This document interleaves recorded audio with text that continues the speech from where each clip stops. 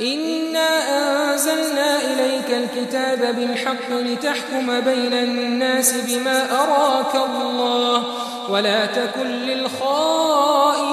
خصيما واستغفر الله إن الله كان غفورا رحيما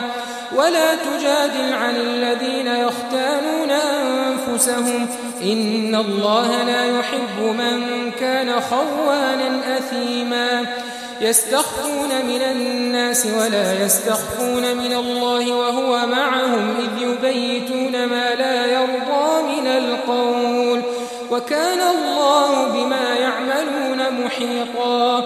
ها أنتم هؤلاء جادلتم عنهم في الحياة الدنيا فمن يجادل الله عنهم يوم القيامة أم من يكون عليهم وكيلا ومن يعمل سوءا أو يظلم نفسه ثم يستغفر الله يجد الله غفورا رحيما ومن يكسب إثما فإنما يكسبه على نفسه وكان الله عليما حكيما ومن يكسب خطيئة أو إثما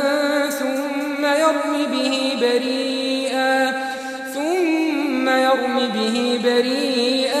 فقد احتمل بهتانا وإثما مبينا